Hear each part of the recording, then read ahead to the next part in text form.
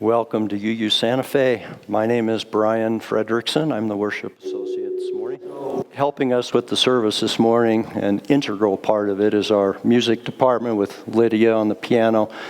And we have two guest musicians this morning, Bill and Nancy Triplett from the acoustic musicians on Barcelona. So welcome. Welcome to the folks online.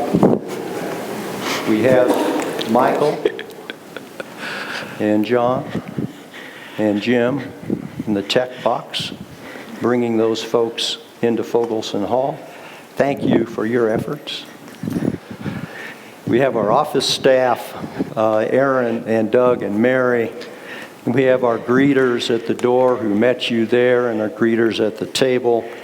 We have the folks who made the coffee. We have the folks who made the goodies. This is a real team effort around here. We have our parking lot attendants, and I just thank all those people for participating and helping to create this service and the container for this service. Now, if you would open your hymnals to page 346, we're going to sing a song, Come Sing a Song with Me.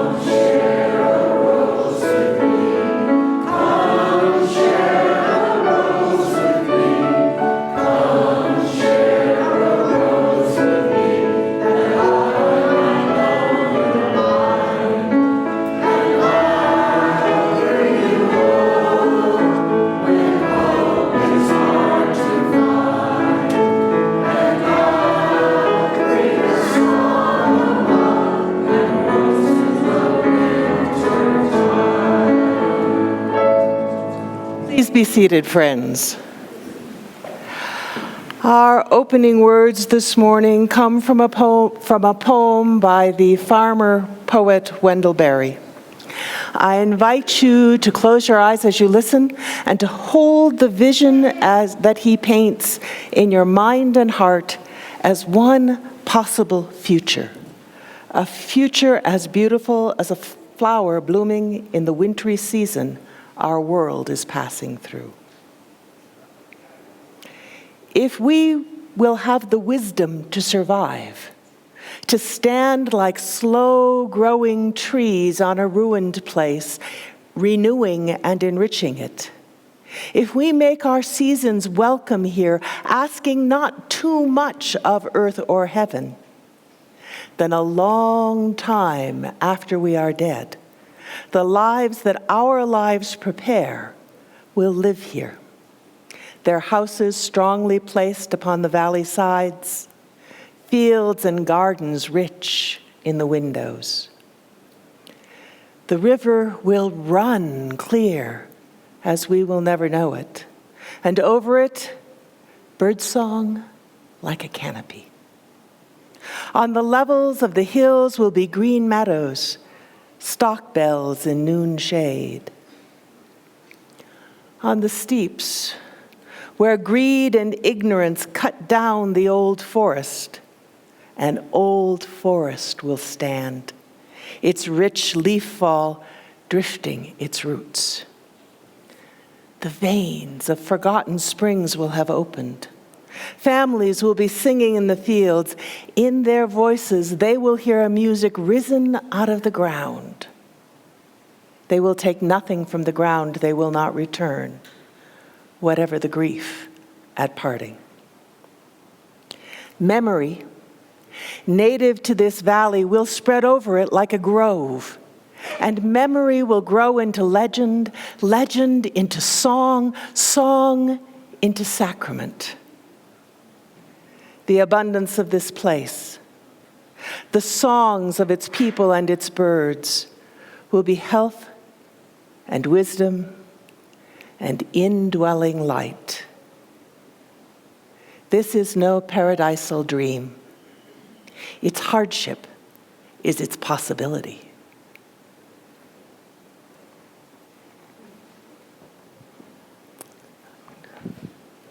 Let me step down here.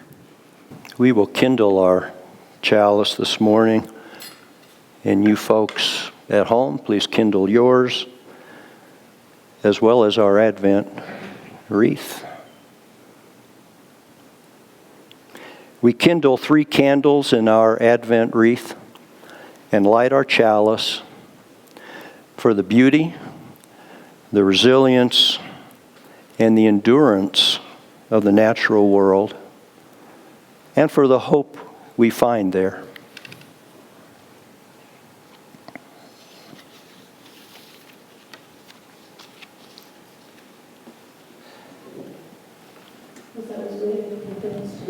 Morning and greeting people as they entered. Anne told me that she had heard a brief piece on the radio. 11 people in Australia were shot and killed at a first night of Hanukkah celebration. Among them was an American rabbi, but our hearts go out to all those who have died. And as we so often do with a shooting, we're going to put stones, this time not in our chalice, but at the foot of the Hanukkah up here in the chancel. We will light, or would light, the first candle tonight as the first night of Hanukkah. Of course, with the international dateline, it was last night in Australia. So.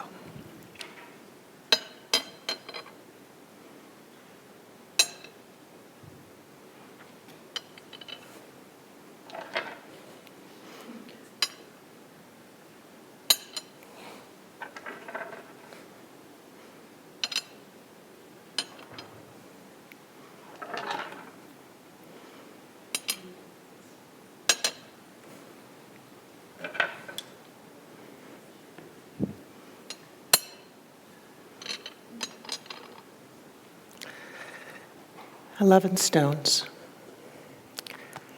11 new weights to carry in our hearts.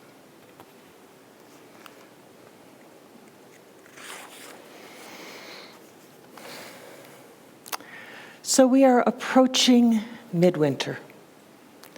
And in the northern hemisphere, this is the time when the nights grow long and the weather is often very cold and nothing seems to grow. And yet, across time and around the world, there are stories about plants blooming out of season, especially at Christmas time. The Glastonbury thorn in England, the Christmas rose, and of course, the poinsettia, the fleur de la Nochebuena. So I wanted to tell you a an adapted version of Tommy DePaula's story of Legend of the Poinsettia. And I tell it partly because we have children sometimes now in our congregation, and partly because we all have a child at heart in there somewhere, no matter how grown up and dignified we look. And partly because here in New Mexico, there are many ways that the natural world that we inhabit is more akin to the mountains of Mexico than to the mountains and fjords of Scandinavia, where my ancestors come from. So in this story, which is set in the mountains in Mexico, there is a little girl and her family, and she and her mother have been invited to weave a new blanket for the baby Jesus in the procession and the nativity scene that happens in their Catholic church. And they go to the market and they gather the brightest yarn and they string the loom and they begin working on this beautiful blanket. And it is such an honor to be invited to weave it. And they are just so focused on making the most beautiful blanket that anyone has ever seen. And in the story, the little girl goes to choir practice, and choir practice is interrupted, and her father comes and says, "Your mother is sick, and I have to take her down into the city so she can be healed, so she can get well. And you have to go home right now and take care of your little brother and sister until your aunt gets there." And so she goes home, and her siblings are crying, and her father has to leave, and the aunt isn't there yet. And it's very, very worrisome. The next morning, the aunt shows up, and things calm down a little bit, and the children are cared for. But the little girl is really worried. She's worried because how are they ever, first of all, is her mama going to be okay? But then also, how are they going to finish the blanket for the baby? And she sits down at the loom, and she tries to remember what her mother taught her to do, but the threads tangle. And tomorrow is Christmas Eve. And what is she going to do? And so she cares for her brother and her sister and tries to figure out how to make things go forward. She worries about her mama and her papa. And Christmas Eve comes. And her aunt says, go to the church for the celebration. They will use the old blanket. It's okay. Your new one can be for next year's Christmas. But she's embarrassed and sad and lonely, and she goes and hides and watches everybody else go to the church. She turns around, and there's an old woman standing there, and she says, "Lucita, why aren't you at the church? Your mama is going to be fine. Your papa is on his way home bringing her. Go to the church and celebrate Christmas." The little girl says, "I don't have any gift to bring. Nothing." And the old woman says, "What you bring doesn't matter. It's that you give it from your heart that makes it holy and blessed." And the little girl looks around, and she gathers up this armful of weeds that are growing at the side of the road. And she hurries to the sanctuary, and she comes in, and the room is filled with candles, and the whole village is there, and they are singing. She takes a deep breath, and she walks up to the front, and she can hear whispers. What's she bringing? Are those weeds? What is she thinking? And she brings them up to the front, and she places them all around the manger scene and right at the feet of the baby Jesus. And then she kneels and she starts to pray. And the sanctuary gets quiet. And then there are gasps. Look, do you see? What's happening? Where are the flowers coming from? And when she opens her eyes, the entire front of the sanctuary is filled with the beautiful red flowers, flame flowers, or flowers of the Nativity, or flowers of the Holy Night, that we in the United States call poinsettias. And that's where the story ends. I like the story for several reasons. The message today is simple. If the wild plants and creatures can make it through the literal cold and dark, ice and snow, sometime, somehow, we human creatures can do the same.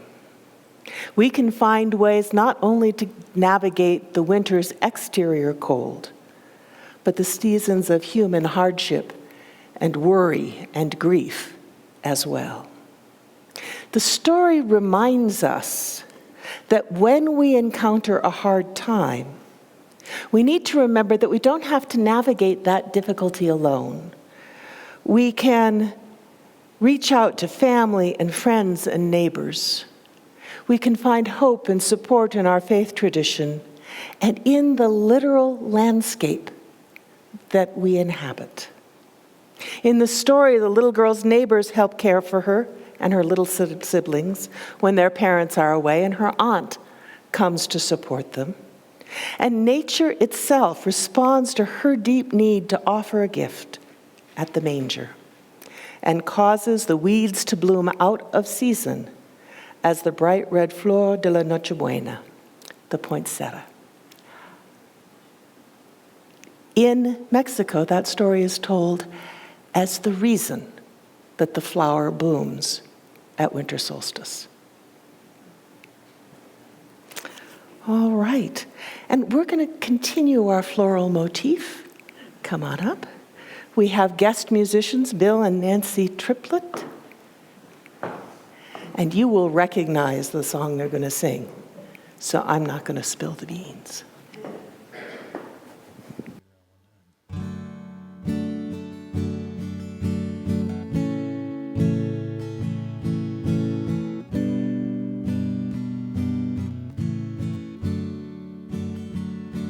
Some say love, it is a river that drowns the tender reed. Some say love, it is a razor that leaves your soul to bleed. Some say love, it is a hunger, an endless aching need. I say love, it is a flower, and you, it's only seed. It's the heart afraid of breaking, that never tunes to dance. It's the dream await awaking, that never takes the chance. It's the one who won't be taken, who cannot seem to give, and the soul afraid of dying, that never learns to live. When the night has been too lonely and the road has been too long, and you think that love is only for the lucky and the strong. Just remember, in the winter, far beneath the bitter snows, lies the sea that with the sun's love in the spring becomes the rose.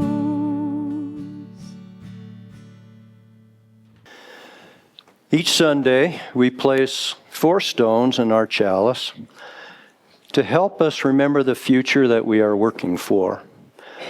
The mountain-shaped stone prompts us to imagine a world where this place in which we gather, called Intewa Ogapoge, or White Shell Water Place, is cared for joyfully by the descendants of the ancestral occupants together with all of us who have come to love it and dwell in it. May this geode inspire us to imagine a world where peace is endemic and war is a thing from the distant past. This ancient fossil-studded stone found in the area around Santa Fe helps us imagine a world thriving in the midst of climate change, a world where human participation contributes to a biosphere that is vibrant and diverse and deeply alive. There's a vein of quartz Or something. in this stone representing democracy. Imagine that the vein of quartz running through it is holding it together. May it help us imagine a time when the differences between us are actually celebrated. These dreams of respect and peace, of a healthy planet and a robust democracy become realities as we and other good-hearted people around the world work together to unravel racism, mend generational patterns of violence, practice the ideals of democracy, and learn to live peacefully and regeneratively on our planet. May it be so. So we set aside a few minutes each Sunday morning for the sharing of sorrows and joys. These are the events that shape our lives in the day-to-day and sort of inform the tenor of our community. We share the joys because we know that joys shared are multiplied. And we share the sorrows, knowing that sorrows which are shared are easier to bear. So we have, please, a candle of sorrow for Al Webster. Al's brother, Joe, passed away on December 9 at his home in Bethesda, Maryland. He'd suffered for years with heart problems and more recently with metastatic cancer, both likely exacerbated by Lyme disease diagnosed years ago. Joe is an avid deer hunter working with the state deer control organization to control the overabundance of deer in Montgomery County. He was a staunch supporter of the Isaac Walton League, and during the last telephone conversation that they had, he said, "I'm ready to go now." And so he did.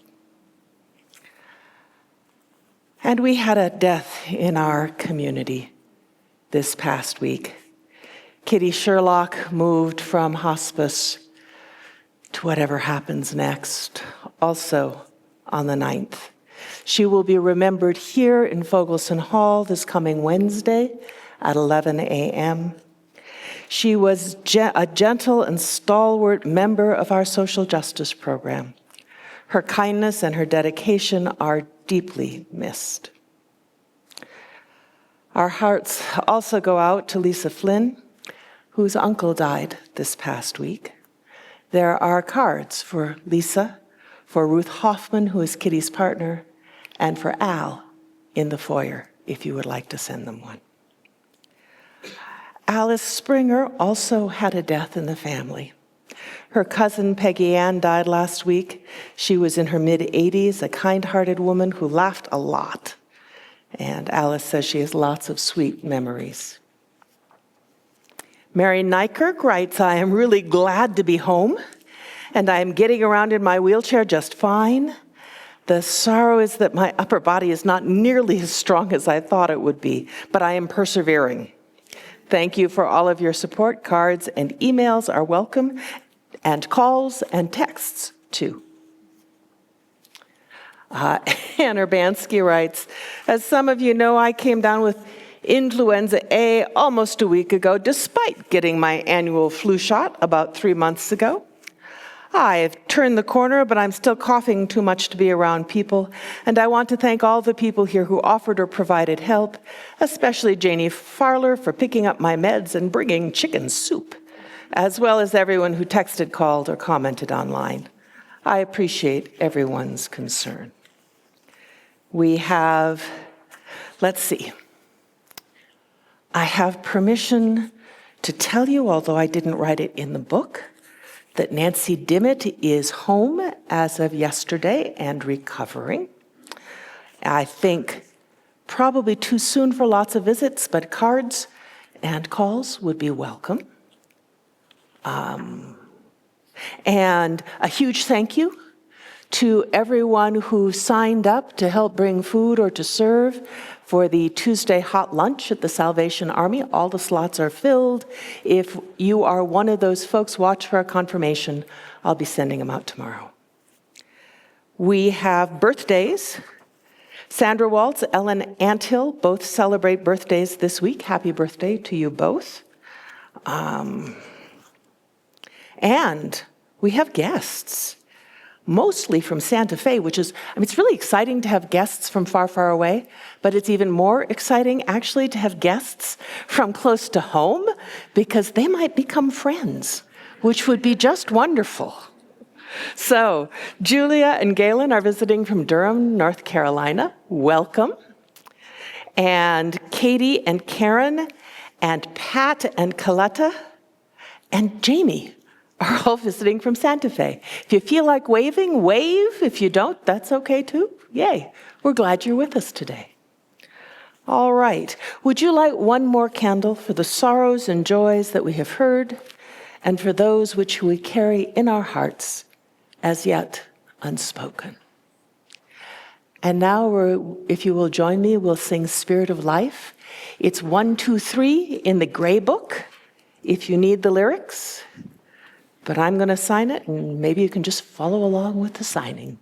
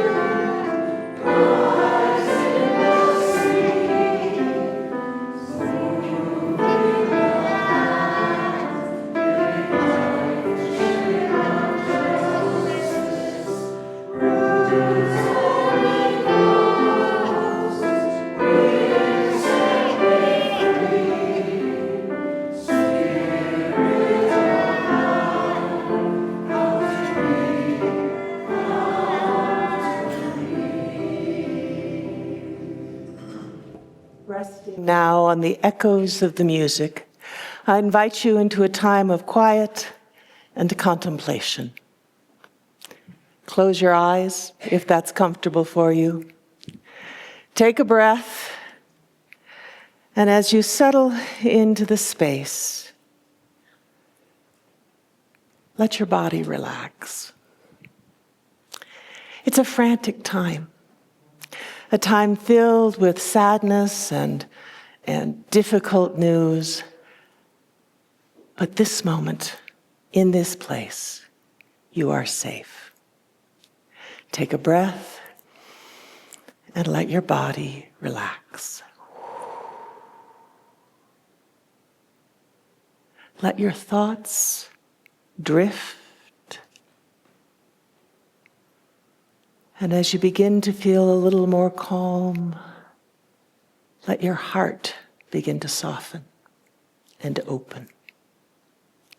Let it unclench and unfold like a flower in the sun, opening each petal until it can cradle in its golden center all of the sorrows and joys, all the worry, all the anxiety, all of the anger, all of the beauty, all of the kindness all of the love that is a part of being human in our time.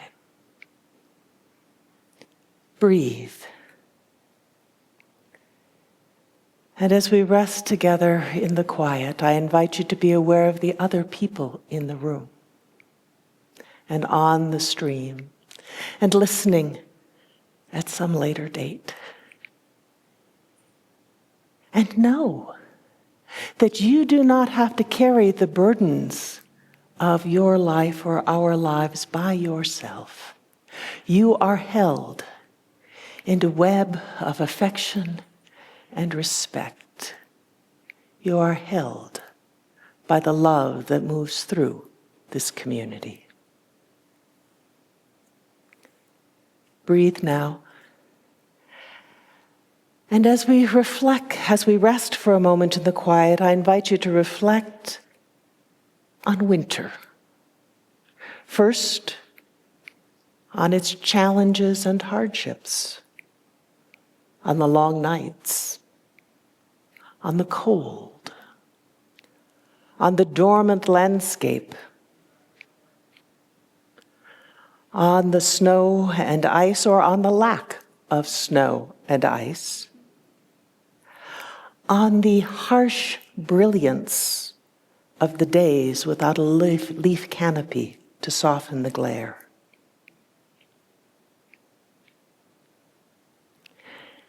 And I invite you to reflect on the beauties of this season, on the cold, star-filled nights with meteor showers painting the darkness, on the beauty of evergreens and holiday lighting and birdsong and carols, and on the tender human impulse and need to gather together and hold each other. And on the sure knowledge that a mere 10 days from now, the daylight will once again begin to return.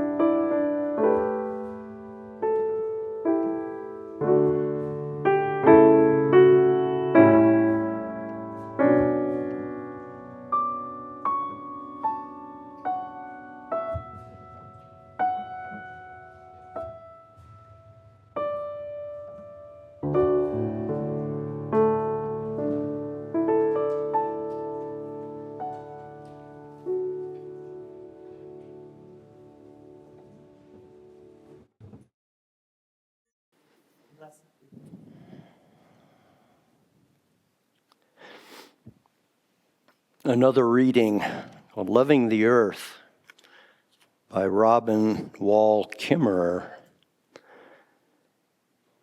Action on behalf of life transforms because the relationship between self and the world is reciprocal. It is not a question of first getting enlightened or saved and then acting. As we work to heal the earth heals us.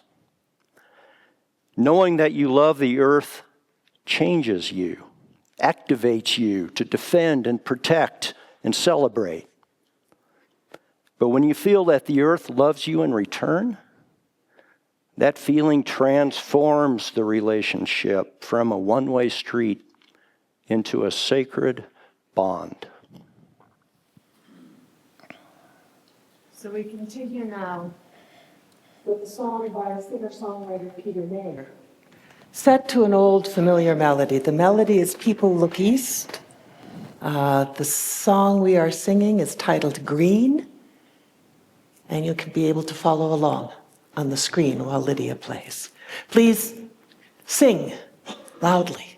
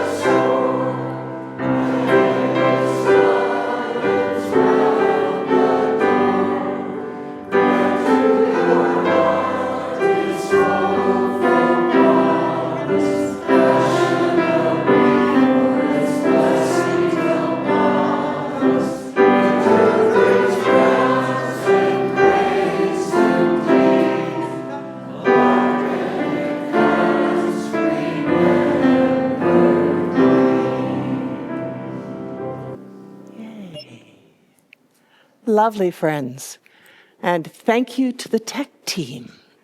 We have a new digital hymnal, and so this was our first baby step into using our digital hymnal. In the midst of nature's cold and dark, we go looking for green. We go looking for roses in the winter, for the flor de la noche buena. We go looking for signs that life persists, for signs of hope. Hope has been our theme this month. The first Sunday in Advent, we offered the wisdom of the world's religions and the abundance of holidays this time of year as places to find hope.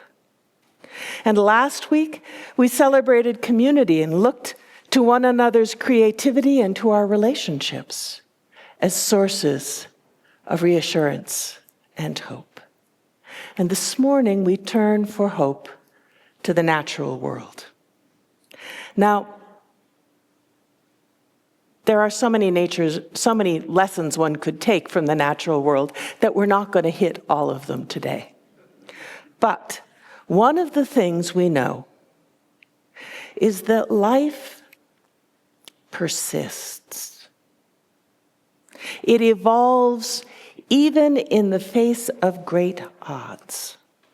And this persistence over vast stretches of time and widely varied conditions is a reason that humans can justifiably be hopeful.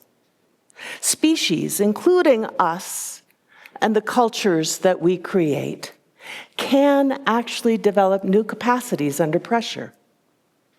And as conscious beings, we can actually participate in the kinds of capacities we want to cultivate.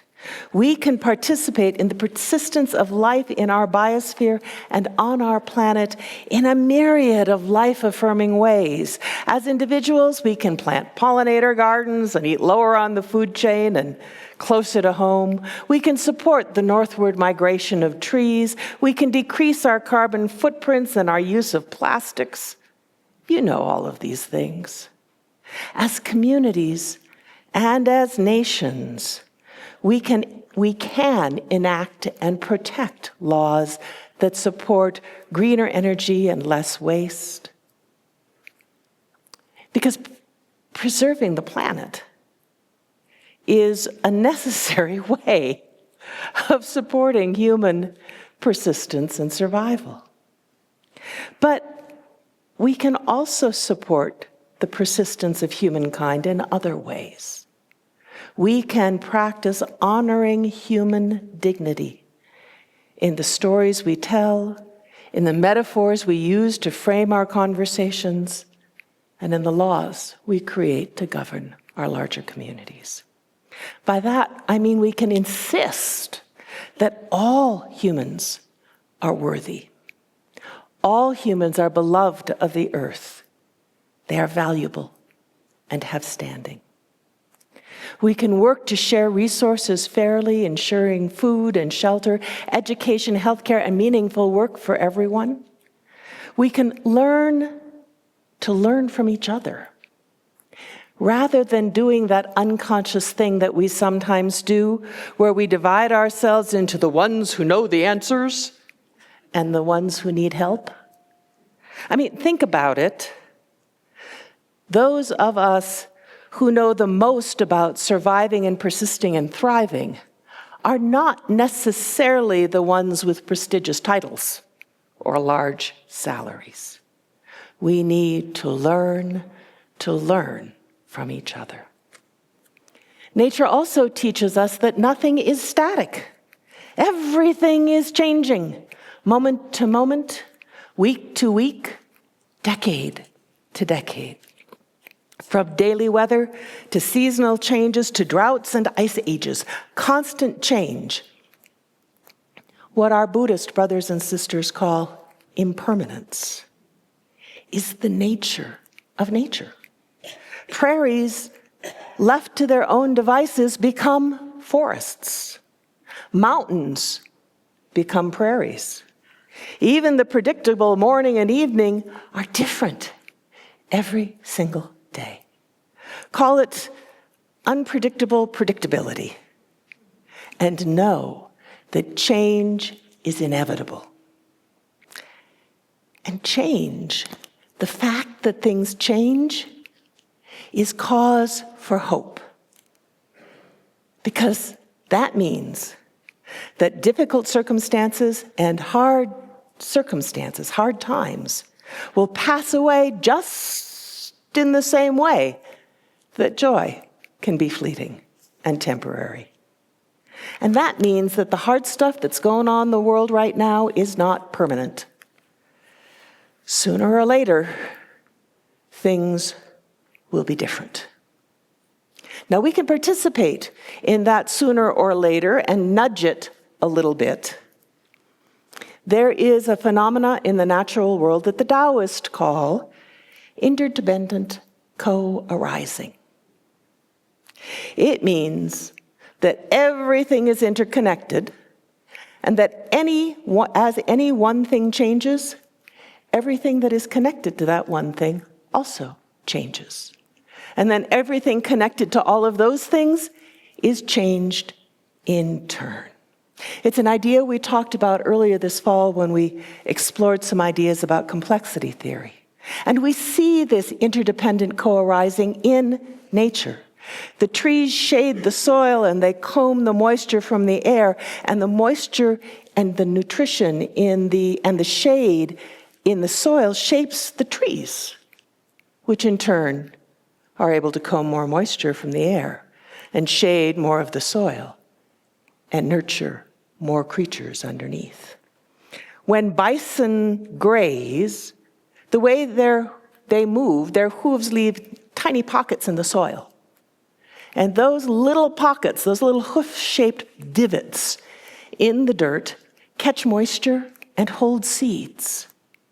And so the prairie where the bison graze is more diverse and filled with life than the prairie where the bison are not grazing. Deciduous and coniferous trees, it turns out, feed each other. With the coniferous trees sending sugars to the dormant deciduous trees in midwinter, and those deciduous trees sending nutrition to the conifers in the summertime when many of the conifers get shaded by the leaves of the trees around them. Everything shapes everything else. Interdependent co-arising in nature is cause for human hope, because if everything is connected, then guess what? Our actions matter. Okay? What we put into the system right now, any system, the system that is this community, the system that's your family, the system that is Santa Fe or our watershed, anything we put into the system, be it kindness or toxicity, will shape what emerges next. After a few years of chemical fertilizer, or a few years of organic matter and ample water, your garden soil will be really different. Different kinds of soil, different kinds of life and vitality. After a few years of having to deal with complex paperwork and difficult access to resources, the mood of a community will be quite different than if the systems for help in that community start with the premise that people have inherent worth and make it easy for people to meet their own needs. Our actions now shape what emerges in the future, even when cause and effect are sometimes hard to see. There is hope woven through the complex interconnectivity that we find in the natural world. Now, of course, when things are interconnected and complicated, the outcomes of any particular thing that we might do are uncertain. We can't be sure our contributions will yield the outcomes we desire in the long run or in the short run. But Rebecca Solnit says the uncertainty is a good thing, because uncertainty is the thing which creates space for action. And action is a way to counter despair. So it's not that we should not act when things are uncertain. In fact, that's exactly the moment when our action makes the most difference. Okay? Think about that in the natural world, but think of that also in the uncertainties that surround us in our political world. Don't wait until everything is clear. Act now. But act now not from cause and effect, but from that deep conviction in your heart, that sense that the planet loves you back, that sense that the world loves you back. so that what you put out in this time of uncertainty will bend that moral arc towards love and justice, not towards cruelty and greed.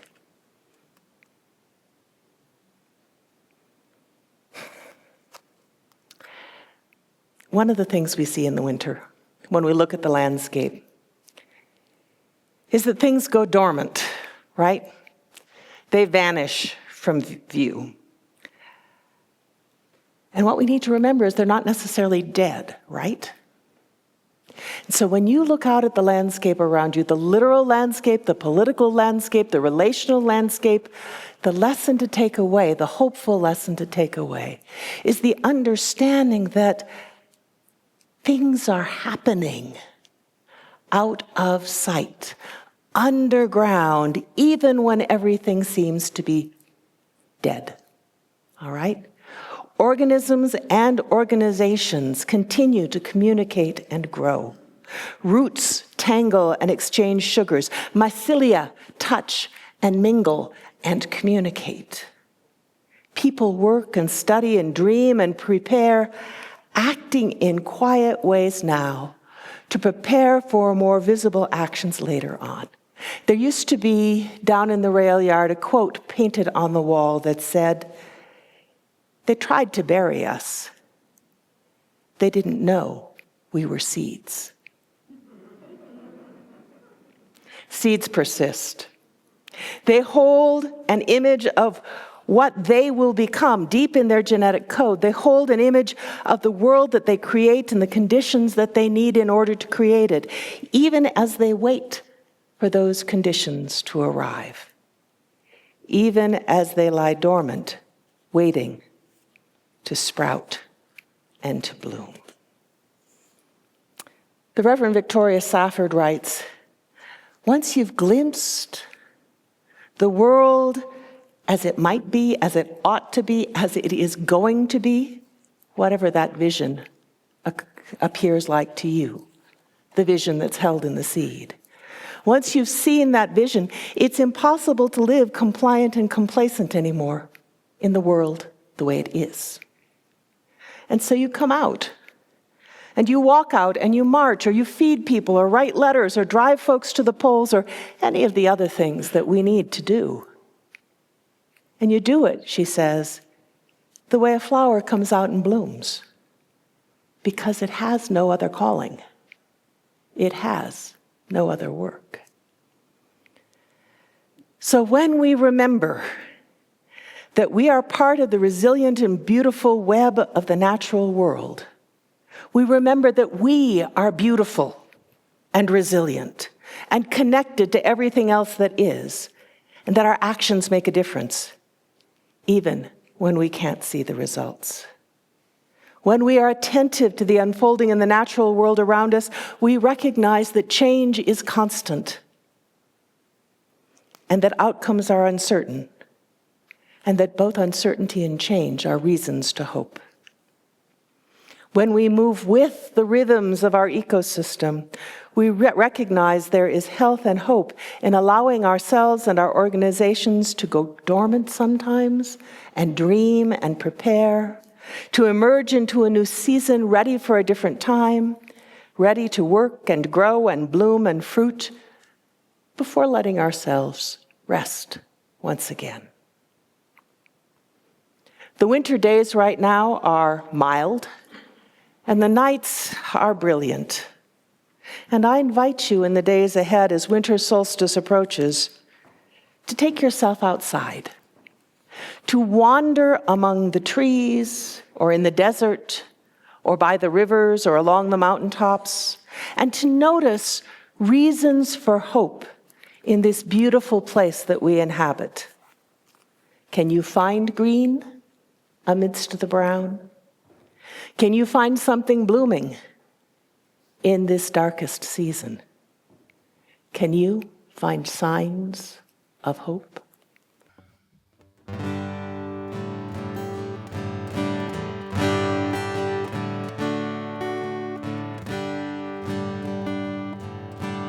Every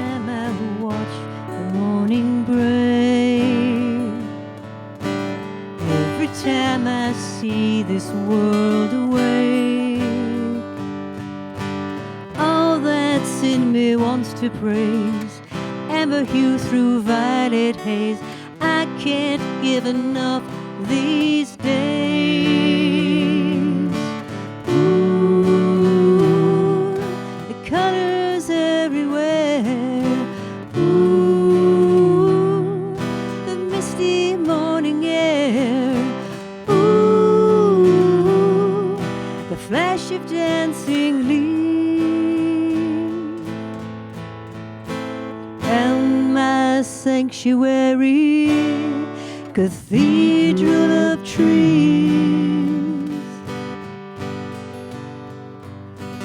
Summer brings the storm clouds raging in, the howling wind an invocation, thunder is a hymn, the miracle of untamed land with fox and deer as brethren, a sacred place, a church not made by man.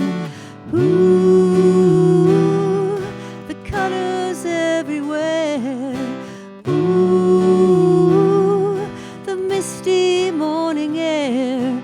Ooh, the flash of dancing leaves.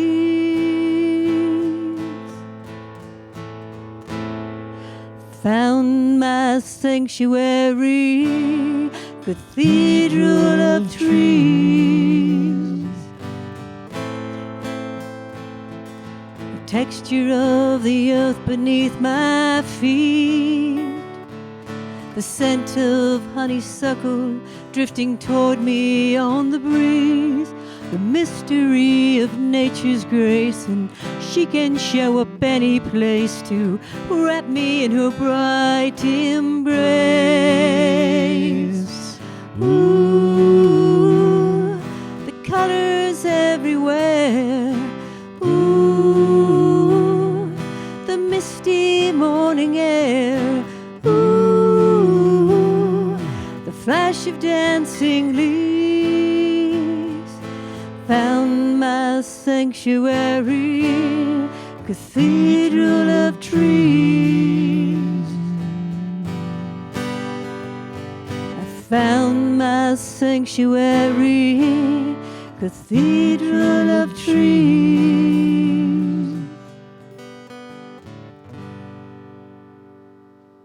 In the spirit of the service this morning, think of UU Santa Fe as being a deciduous tree this time of year, and would gratefully receive any offering of sustenance, water, money that you could provide.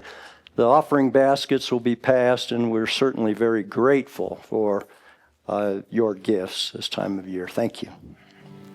So I remember every face of every man who put me here. I see my light come shining from the west down to the east. Any day now, any day now, I shall be released. They say every man needs protection. They say every man must fall. Yet I swear I see my reflection someplace so high above this wall. I see my light come shining from the west down to the east. Any day now, any day now, I shall be released. Standing next to me in this lonely crowd is a man who swears he's not to blame. All day long I hear him shout so loud, crying out that he's been framed. I see my light come shining from the west down to the east. Any day now, any day now, I shall be released. I see My light come shining from the west down to the east. Any day now, any day now, I shall be released.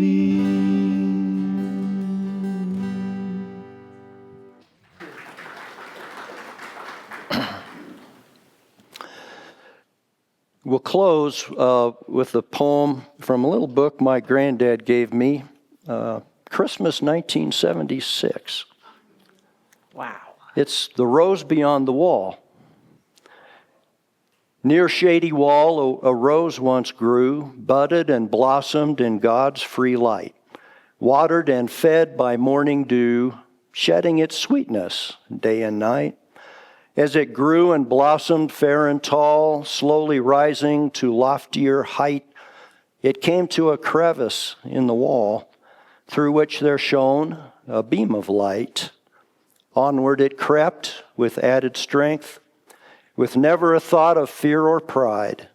It followed the light through the crevice's length and unfolded itself on the other side. The light, the dew, the broadening view were found the same as they were before, and it lost itself in beauties new, breathing its fragrance more and more. Shall claim of death cause us to grieve and make our courage faint and fall? Nay, let us faith and hope receive. The rose still grows beyond the wall. It's from A.L. Frank. All right. And if you would now take hands with someone seated or standing near you and repeat after me. May love and skill be in our hands. May love and courage fill our hearts. May love and wisdom light our minds. May love flow through us and walk among us as we live our lives and work to heal our world. Amen, shalom, namaste, blessed be. Assalamu alaikum, ashe, aho. Turn now, friends, and greet your neighbors and go out into the wonderful day. Thank you for joining us today, friends. We hope that you enjoyed today's service.